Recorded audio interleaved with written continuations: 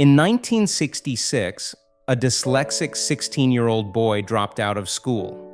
With the help of a friend, he started a magazine for students and made money by selling advertisements to local businesses.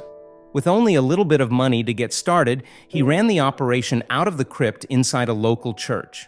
4 years later, he was looking for ways to grow his small magazine and started selling mail-order records to the students who bought the magazine. The records sold well enough that he built his first record store the next year. After 2 years of selling records, he decided to open his own record label and recording studio. He rented the recording studio out to local artists, including one named Mike Oldfield. In that small recording studio, Oldfield created his hit song, Tubular Bells, which became the record label's first release. The song went on to sell over 5 million copies. Over the next decade, the young boy grew his record label by adding bands like the Sex Pistols, Culture Club, and the Rolling Stones.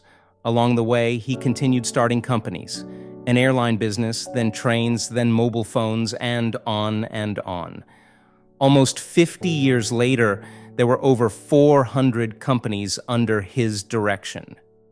Today, that young boy who dropped out of school and kept starting things despite his inexperience and lack of knowledge is a billionaire. His name is Sir Richard Branson. 2 weeks ago, I walked into a conference room in Moscow, Russia, and sat down 10 feet from Branson. There were 100 other people around us, but it felt like we were having a conversation in my living room. He was smiling and laughing. His answers seemed unrehearsed and genuine. At one point, he told the story of how he started Virgin Airlines, a tale that seems to capture his entire approach to business and life. Here's the version he told us, as best I can remember it. In his late 20s, he had a business, but nobody knew who he was at the time. He was headed to the Virgin Islands and had a very pretty girl waiting for him, so he was determined to get there on time. At the airport, his final flight to the Virgin Islands was canceled because of some technicalities or something, and it was the last flight out that night. He felt how ridiculous this situation was, so he went and chartered a private airplane to take him to the Virgin Islands, which, of course, he did not have the money for. So he picked up a small blackboard, wrote Virgin Airlines $29 on it, and went over to the group of people who had been on the flight that was canceled. He was able to sell tickets for the rest of the seats on the plane, used their money to pay for the chartered plane, and they all went to the Virgin Islands that night. After speaking with us, Branson sat on a panel with industry experts to talk about the future of business.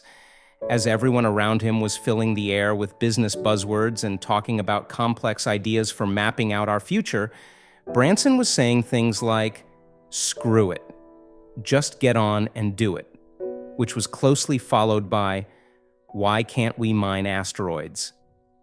As I looked up at that panel, I realized that the person who sounded the most simplistic was also the only one who was a billionaire, which prompted me to wonder, what's the difference between Branson and everyone else in the room? Here's what I think makes all the difference. Branson doesn't merely say things like, "Screw it, just get on and do it." He actually lives his life that way. He drops out of school and starts a business. He signs the Sex Pistols to his record label when everyone else says they are too controversial.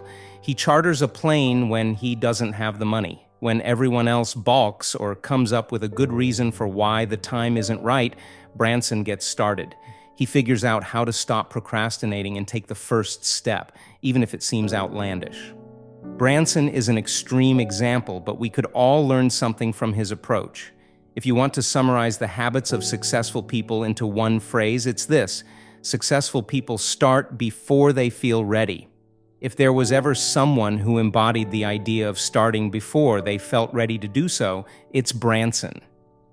The very name of his business empire, Virgin, was chosen because when Branson and his partners started, they were virgins when it came to business. Branson has started so many businesses, ventures, charities, and expeditions that it's simply not possible for him to have felt prepared, qualified, and ready to start all of them. In fact, it's unlikely that he was qualified or prepared to start any of them. He had never flown a plane and didn't know anything about the engineering of planes, but he started an airline company anyway. He is a perfect example of why the chosen ones choose themselves. If you're working on something important, then you'll never feel ready. A side effect of doing challenging work is that you're pulled by excitement and pushed by confusion at the same time. You're bound to feel uncertain, unprepared, and unqualified. But let me assure you of this: what you have right now is enough. You can plan, delay, and revise all you want. But trust me, what you have now is enough to start. It doesn't matter if you're trying to start a business, lose weight, write a book, or achieve any number of goals. Who you are, what you have, and what you know right now is good enough to get going. We all start in the same place: no money, no resources, no contacts, no experience. The difference is that some people, the winners, choose to start anyway. No matter where you are in the world and regardless of what you're working on, I hope you'll start before you feel ready.